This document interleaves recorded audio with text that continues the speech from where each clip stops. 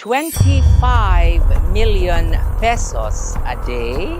Yan ang estimated daily operational cost ng Senado according to Senate President Win Gatchalian. Hindi niya sinabing 25 million pesos ang additional cost ng impeachment. But every day that the Senate devotes its time to its trial, taxpayers are still paying for government to function. So my question is, sulit ba?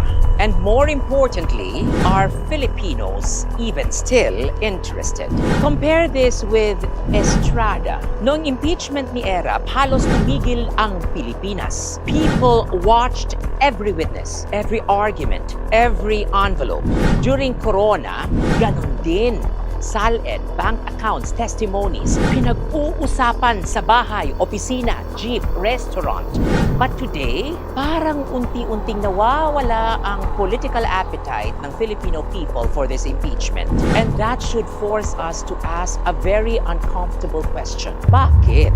Is it possible that many Filipinos no longer see this purely as accountability, but increasingly as political persecution? Because look at the irony. The prosecution is scrutinizing 612.5 million pesos in confidential funds attributed to the Office of the Vice President and Department of Education. Fine, investigate it. But if confidential funds deserve extraordinary scrutiny, then let us apply the same standard consistently. The Office of the President spent 4.56 billion pesos in confidential and intelligence funds in 2023 alone. Another 4.5 billion pesos was fully utilized in 2024.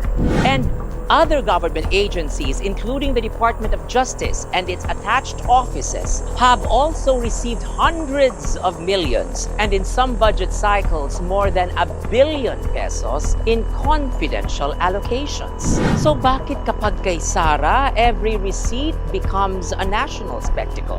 If transparency is the principle, then transparency cannot depend on whose name appear on the ballot in 2028. The prosecution has practically used every legal weapon available to it.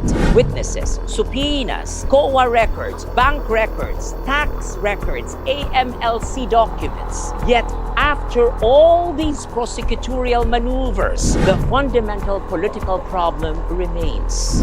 What if people still perceive prosecution as persecution? And perhaps that explains the declining fascination with these proceedings. Maybe pagod na talaga ang mga Pilipino. Or maybe they believe they already know what this is really about. 2028. Because conviction in an impeachment case can ultimately carry the penalty of disqualification from holding public office. And Sara Duterte has already declared her intention to run for president in 2028. Despite everything thrown against her, her political numbers have not simply disappeared. So let me ask, are they prosecuting Sara Duterte because they genuinely want accountability or because they cannot afford to face Sara Duterte in 2028? That is a question, not a conclusion. But politics has a strange way of producing the opposite of what politicians intend.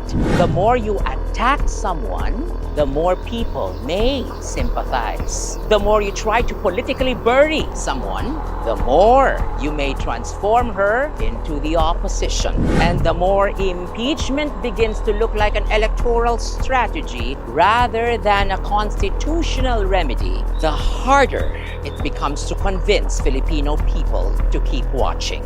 So perhaps the real cost of this impeachment is not 25 million pesos a day. The real cost is when the Filipino people stop believing that impeachment is about accountability and start believing that it is simply about eliminating the woman they are afraid to face in 2028.